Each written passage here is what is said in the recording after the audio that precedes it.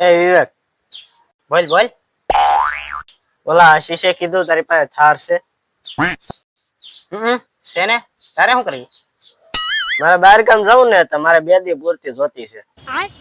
આપું ખરો, પણ તારે સર્વિસ કરાવવી પડશે. વાંધો નહીં, એમાં હું સર્વિસ કરાવી નાખી. એ બધું તો ઠીક, પણ તારી થાર છે ક્યાં? હાલ મારે યારે તને બતાવી દો.